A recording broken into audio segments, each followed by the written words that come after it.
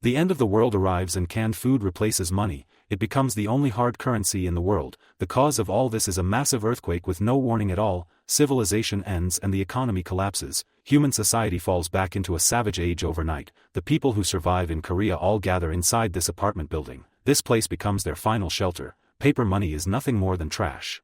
Too rough even to wipe with. Only canned food becomes the single tool for trade. Whoever controls more cans controls the right to speak. The people at the bottom who lack cans turn their knives toward former neighbors. The canned food king of this apartment is Chairman Park, who lives on the 9th floor. He has a large group of followers under his command, controlling the channels of canned food trading and becoming the uncrowned king of the apocalypse. One day, an outsider arrives at the apartment. She carries a worn-out travel bag on her back, walking through the crowd with a blank face. At this moment, the broadcast suddenly sounds. The market forbids private trading. Anyone who breaks the rule will be expelled immediately. Just then, a man tries to steal a can and is caught on the spot by the chairman's men. To teach the man a lesson, they grab both of his hands, then pick up a nail gun.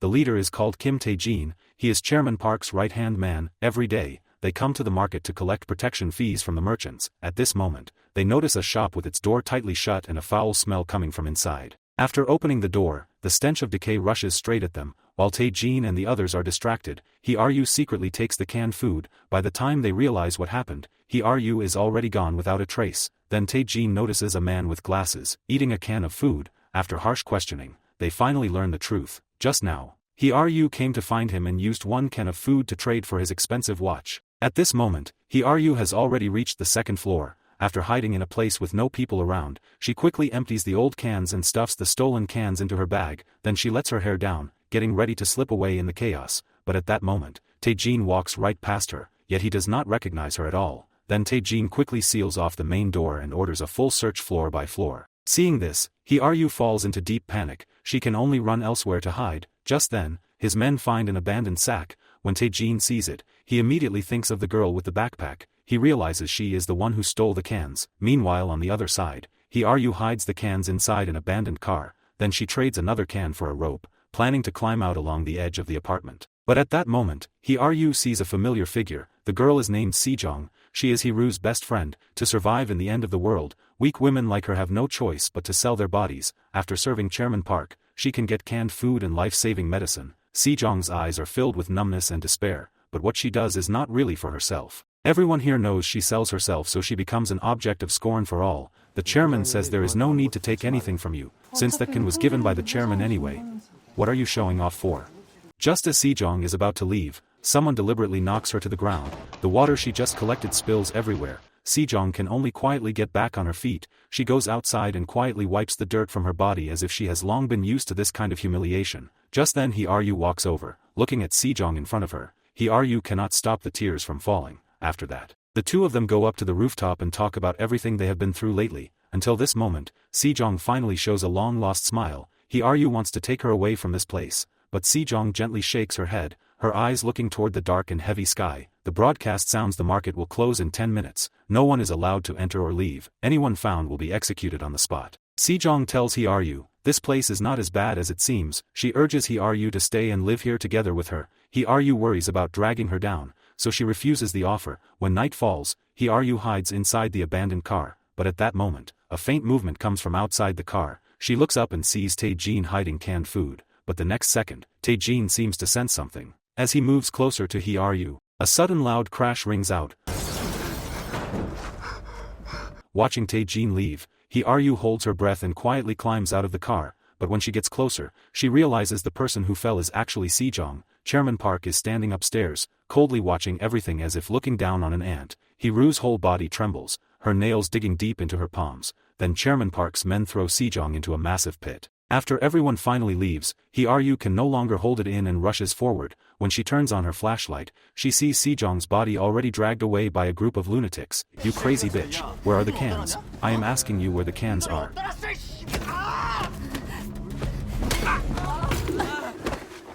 Meanwhile, in room 902, Chairman Park is applying medicine to his wound, then puts the insulin into the fridge. The label on the box clearly reads room 109. It is exactly where Sejong lived. The next day, Hee-Ryu is tied to a chair and still unconscious. During this time, the men cannot figure it out. Sejong was clearly the chairman's favored woman, so why did she suddenly die? they all know Sejong has diabetes and cannot survive without insulin. These imported drugs are controlled entirely by Chairman Park. At this moment, the unconscious Hye-Ryu wakes up. Tae-jin immediately walks over and forces her to tell where the cans are, but Hye-Ryu firmly denies it, saying she never stole their cans. Tae-jin lets out a cold laugh and pulls a plastic bag over her head. How about now? Are you going to talk this time? I was just thinking. Dying today would not be so bad. So just kill me already, you bastard. Seeing the look in her eyes that would rather die than give in, Tae-jin tells his men to step outside, then he makes a promise to Hye-Ryu. As long as she tells him where the cans are, he will definitely let her leave alive, but Hye-Ryu remains silent. Seeing this, Tae-jin once again pulls the plastic bag over her head. The feeling of suffocation rushes in like a wave. As her consciousness slowly fades, Hye-Ryu suddenly remembers what they just said. Sejong does not have diabetes. What did you just say?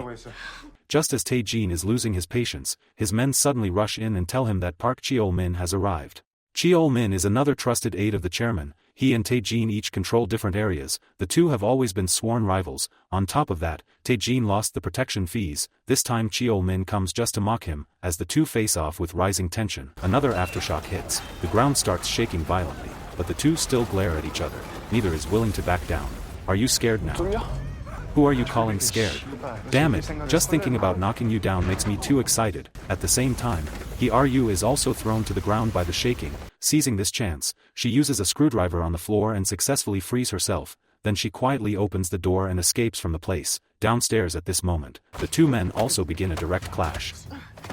Just then, Chairman Park arrives at the scene. Cheol-min immediately starts complaining, saying Tae-jin lost the protection fees. Seeing Chairman Park's dark expression, Tae-jin quickly explains that he has already caught the thief, but before he can finish speaking, a man upstairs reports that Hye-Ryu has escaped. Chairman Park's eyes turn ice cold. He immediately orders Cheol-min to take over Tae-jin's territory. At the same time, as Hye-Ryu passes by room 109, she suddenly remembers what the man said earlier, that this is where Sejong lived, so she pries open the door. After searching around, she finds under the bed Sejong's younger sister, Sehee. The two look exactly the same, and the one with diabetes is actually the sister. To protect her sister, Sejong made fake injection marks on her arm and used her own body to trade for medicine. Now that Sejong is dead, if the insulin is not kept in a fridge, it can last at most 2 days. After learning all of this, Hye-Ryu ignores the danger to herself and decides to stay and take care of the sister, then look for a chance to take revenge for Sejong. This is not a place you can live just because you want to. Sejong was only able to stay here because she made a deal with Park Sang-yeon. Do not worry, I also have something to trade. After that, Hye-Ryu goes to where Tae-jin hid the cans. After packing all the cans into a sack, she goes straight to Tae-jin's place and makes a deal with him. Hye-Ryu wants to live in room 109 and become one of Tae-jin's people. As long as Tae-jin agrees, she will hand over his cans. Then she takes out the stolen protection fees, saying these things were already stolen, and Chairman Park has already punished him, so they can fully use this as starting capital. Hye-Ryu promises Tae-jin that within 2 months, she will turn these cans into 10 times more. How can I trust you? This is enough. Hye-Ryu tells Tae-jin the rainy season is coming soon. That will be the best chance for them to rise. Alright, I do not care anymore. Let us do this properly, boss. Next, Hye-Ryu begins the first step of her plan. Tae-jin brings his men to the repair shop, planning to deal with the fat man first. After getting beaten brutally, the fat man is still defiant and tries to sneak attack Tae-jin. You bastard! Why did you knock him out? Are you dragging him back or not? The reason Hye-Ryu does this is because the fat man secretly sold antibiotics, touching Chairman Park's interests. She wants to use the fat man's life to gain Chairman Park's trust. Faced with solid evidence, Chairman Park kicks him hard. Do not come closer. Chairman, is this really how it ends for me? This is really troublesome. The fat man begs the chairman for one more chance. After all, the electrical repairs still depend on him. Just as Chairman Park hesitates, Hye-Ryu suddenly steps forward and directly kicks the fat man down. Seriously? What is this? Are you crazy? What are you doing? Hye-Ryu immediately shows her loyalty, saying she brought all the books and tools from the repair shop. She can replace the fat man and fix all electrical equipment. You cannot let common skills control you. Hearing what Hye-Ryu says, Chairman Park feels it makes sense. If you spare someone just because they have skills, you will end up being choked by them. Looking at Tae-jin in front of him, Chairman Park realizes he seems smarter now. He even managed to uncover the hidden antibiotics. That is why I like you. Do your job well. Yes, I will work hard. After the first step of the plan is complete, Hye-Aryu moves the repair shop fridge into her home, then she connects the shop's electricity as well. The insulin problem is solved. Sehee can safely take her medicine now, but Sehee is very disobedient. She secretly runs outside only to buy a few books. Did she really risk her life just to buy this? I need this. If Chairman Park finds out you have this, do not casually go through other people's things. One day, Cheol-min is shocked to find in his area, 1 pack of cigarettes sells for 2 cans, but Tae-jin buys them back for 3 cans. This makes him think Tae-jin has lost his mind. Facing Cheol-min's mocking, Tae-jin only gives a cold smile and says nothing, because all of this is part of Hee-Ru's plan. She tells Tae-jin to use cans to collect Cheol-min's cigarettes, then use the remaining cans to gather oil and solid fuel. But now the cans are already used up. Hee-Ru's promise has not yet come true. This makes Tae-jin start to doubt her. Facing Tae-jin's questioning, Hee-Aryu has no choice but to reveal the whole plan. In the end of the world, people have long forgotten the date, but Hee-Aryu remembers it clearly. Today is September 23rd. From now on, for a period of time, nothing new will come in. As the rainy season arrives, there will be non-stop wet weather. Wood easily gets damp and is hard to light. Fuel will become extremely valuable. At that time, she plans to sell fuel at 3 times the original price. Now all the cigarettes are completely under their control. The hardest time when quitting smoking is the 3rd day. On that day, they will announce there is no stock. Then on the 5th day, they sell 1 pack of cigarettes for 5 cans. Soon the rainy season arrives. Hee-Ru's plan quickly shows results. Even as fuel and cigarette prices skyrocket, people can only let themselves be exploited. Soon it is time to hand things in. Tae-jin brings 2 sacks of cans while Cheol-min has only a small basket. Seeing this, Chairman Park shows a hint of approval and grows even more confident in Tae-jin's ability. After that, Chairman Park redistributes the territory. Tae-jin takes control of floors 1 to 4, and 1 parking lot as well, while the 8th floor remains under Cheol-min's control. This place is where desires are released. After this incident, Tae-jin grows even more impressed with Hee-Aryu. He realizes every step she takes is carefully calculated. She can even predict how human nature twists in desperation. Ever since having Hee-Aryu as his strategist, Tae-jin starts thinking about swallowing Cheol-min's territory and becoming the most powerful man under Chairman Park. But what Hee-Aryu wants is far more than this. Her final goal is to remove Chairman Park and take revenge for Sejong. Have you never thought about moving into room 902? Hee-Aryu tells Tae-jin to take down Chairman Park and become the ruler of this place, but Tae-jin refuses on the spot, because Chairman Park is his benefactor. Back then his leg was stabbed, the wound festered and he ran a high fever. Without antibiotics, he could only wait for death. His companions unanimously decided to abandon him. As he waited alone for death, it was Chairman Park who saved him and gave him the life-saving medicine. After arriving at the shelter, it was Lee Mi-seon from room 802 who took meticulous care of him. Only then did Tae-jin survive, and the 8th floor of this apartment is a place where human desires are vented. For years, Tae-jin has been trying to rescue Lee Mi-seon from the 8th floor. After learning this, Hee-Aryu knows she cannot rely on Tae-jin and starts planning her next move. So on the next day, Hee-Aryu uses several cans to trade with drug dealers for a large amount of heart medicine. At the same time, the apartment's water supply suddenly begins to cut off. Then someone rushes in to report, saying the sewers ahead are filled with water. Everything is overflowing. If the water source really gets cut off, they will not survive this winter. Just as everyone falls into panic, Hee-Aryu slowly walks up to Chairman Park, saying this is because after the rainy season, rainwater flows back into the sewers. The same thing happened last year. Hee-Aryu tells Chairman Park if he is willing to trust her, then every rainy season in the future, he will not need to worry about business losses. Seeing the doubt in Chairman Park's eyes, Hee-Aryu accurately points out that the drinking water in the apartment comes from tap water drawn from the back hill. She judges the problem comes from a burst pipe ahead. As long as the external water pipe is found, a new water route can be opened within a few days. You have a map of the surrounding area, right? Is this some kind of girl's intuition? It is fluid mechanics. What? Like unclogging a toilet. Hee-Aryu promises that as long as he gives her a few helpers, she can restore the water supply within 3 days. Seeing how confident Hee-Aryu is, Chairman Park agrees to her plan and even invites her to eat on the 9th floor. Just as the two go upstairs, Cheol-min and several of his men suddenly notice a woman wearing a hat. The woman quickly turns around and leaves. Then she goes downstairs and starts recording other people's gossip, hearing people say Sejong's body was swollen and covered in spots, not looking like a natural death. After that, the woman goes to a stall and buys a cassette tape recorder. At this moment, Lee Mi-seon from the 8th floor and a group of sisters buy a large amount of detergent and cosmetics. Meanwhile in room 902, the smart Hee-Aryu gains Chairman Park's favor. He thinks she is wasted staying by Tae-jin's side and wants Hee-Aryu to become his hidden piece to watch Tae-jin's every move. Has Kim Tae-jin done anything wrong? Tae-jin treats me very well, but I never really trust people. If I knew his weakness, it might be different. Then why do you trust me? Didn't I just say it? I know your weakness. What? Aren't you planning to buy medicine?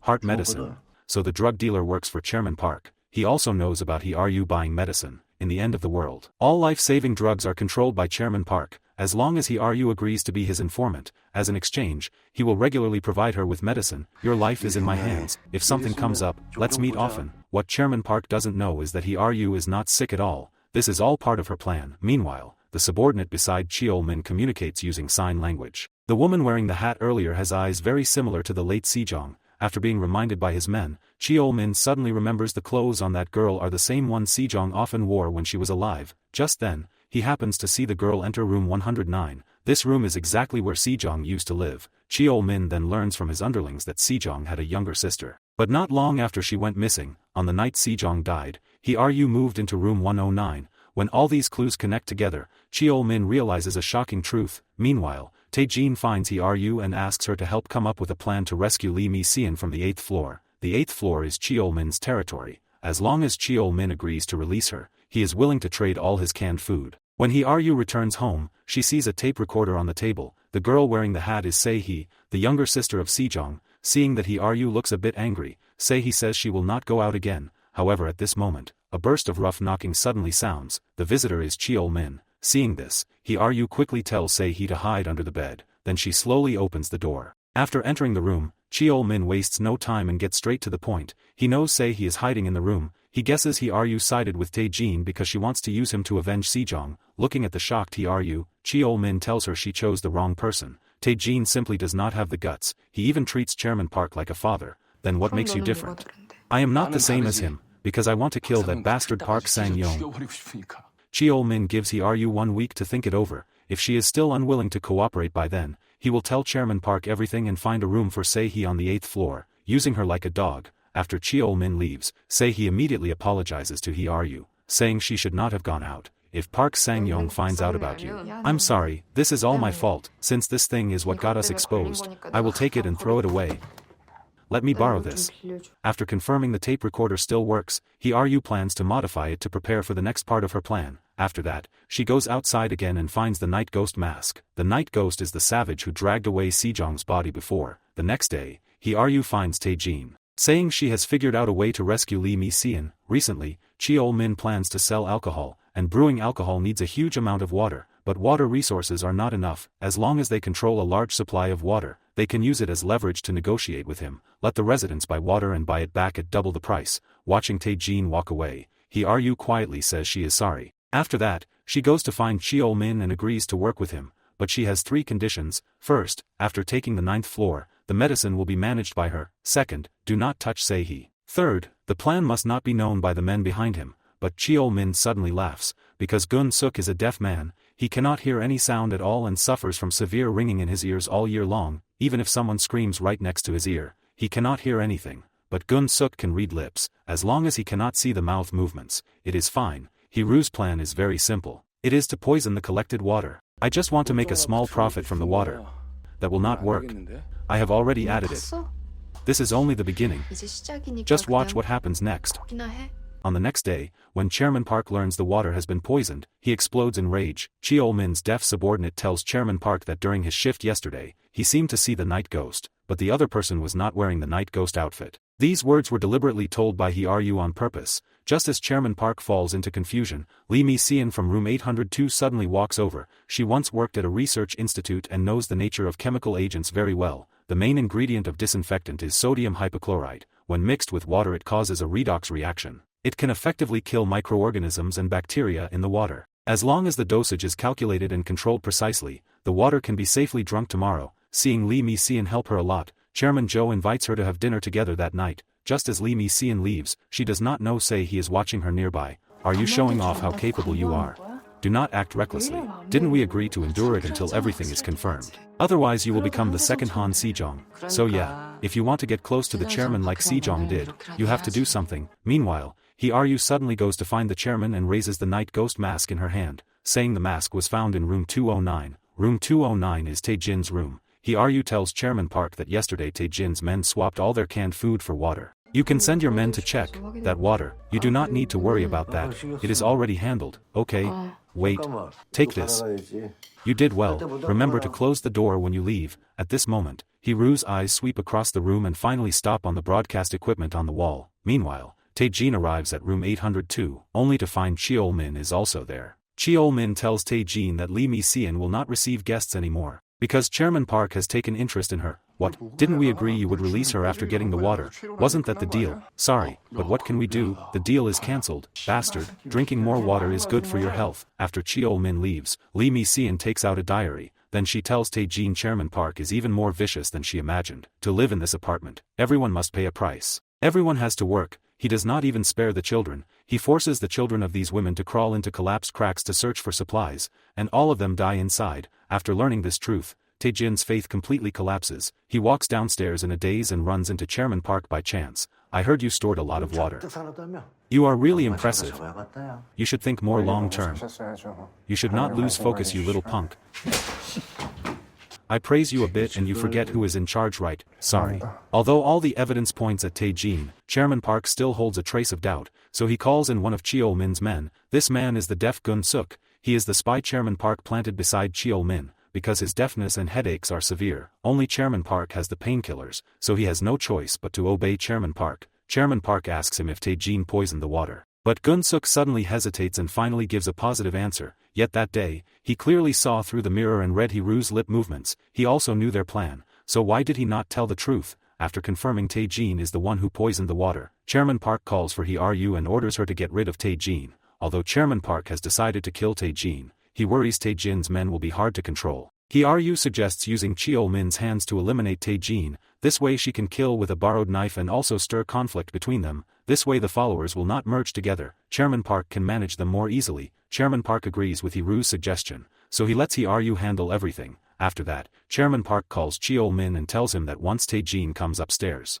he should deal with him on the spot. Meanwhile, Hiru goes to find Tae-jin and says Chairman Park wants to see him. Why did he ask you to pass the message? We just ran into each other. So what? Did something happen between you and Chairman Park? No, I understand.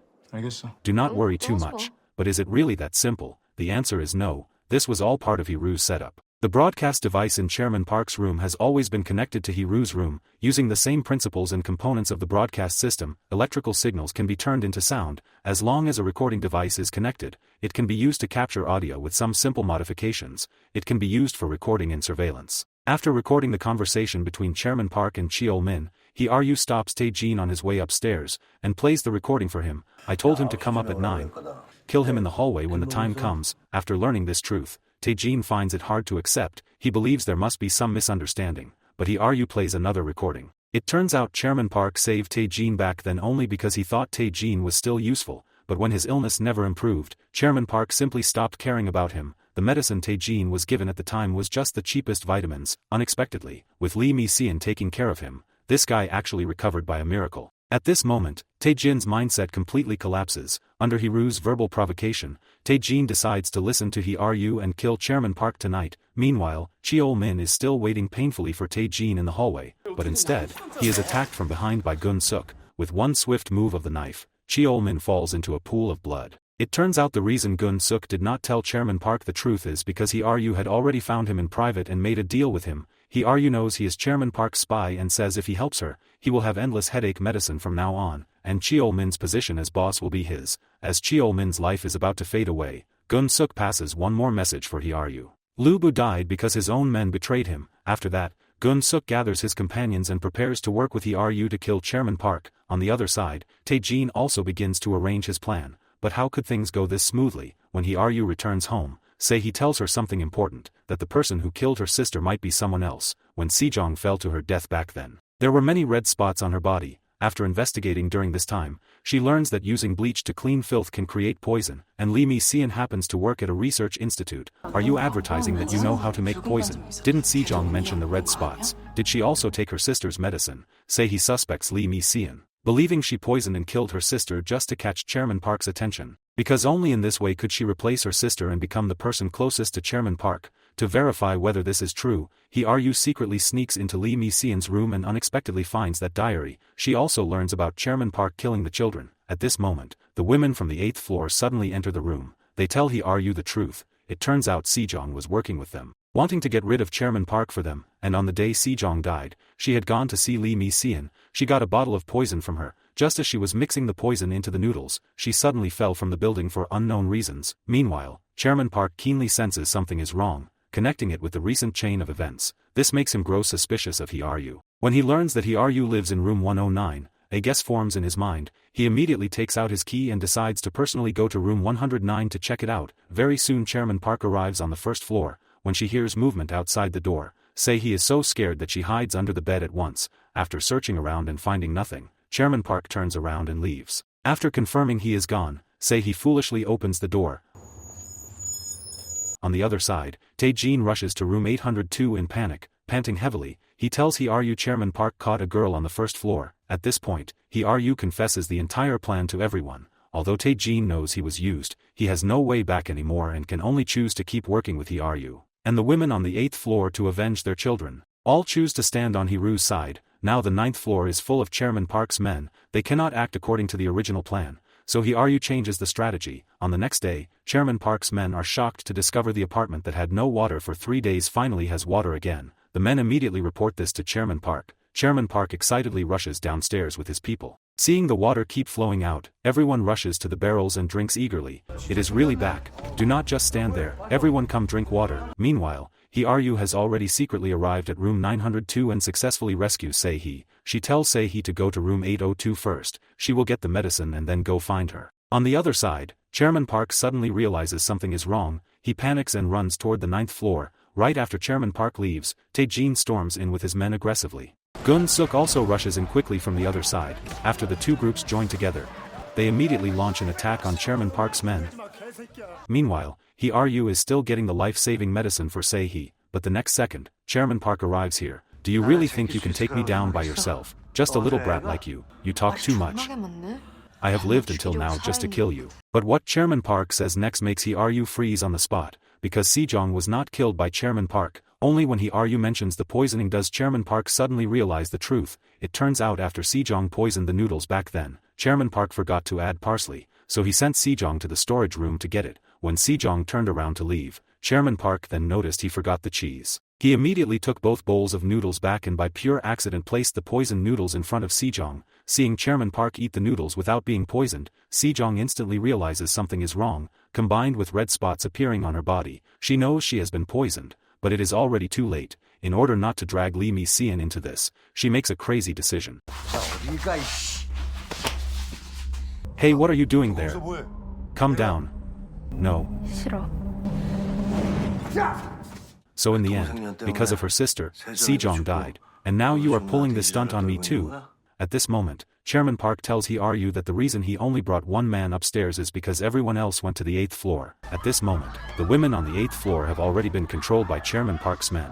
But what Chairman Park never expects is that his death is already close. Because Se-hee poisoned the water, she pours all the water Tae-jin collected into the main water pipes, then adds poison directly into the pipes. At this time, the men on the 8th floor die from the poison. The people on Tae-jin's floor also all collapse and die. Chairman Park is filled with confusion, because he never allowed poison to circulate in the apartment. Detergent or cosmetics can also be turned into poison.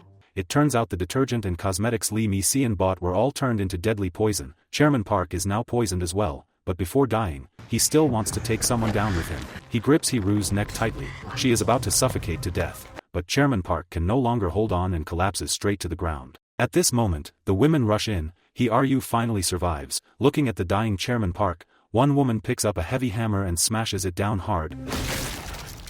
This bastard is still screaming nonsense to the end. At the end of the story, the residents finally escape the shadow of fear. The apartment regains its long-lost peace, beginning a new chapter of true equality. Looking back at our own lives, we are actually living in a kind of concrete market, crowded subways, chasing plans, running for survival every day, facing pressure from competition, resisting the temptation, sometimes being pushed forward by rules against our will. When we chase money and promotions, running non-stop without rest, maybe we should ask ourselves, are the cans we are chasing slowly draining the warmth from our hearts? Ruins will always be rebuilt by someone, and markets will slowly regain order, but what truly helps us survive hard times has always been the warmth inside people's hearts. Just like those cans people fight over, they will eventually rot away, but the warmth we pass to others never fades, no matter how big the hardship, as long as someone is willing to lend a hand and help. This human warmth will not disappear, and we are not truly broken. May the world treat you gently, may all the beauty of life stay close to you. Goodbye and see you in the next movie.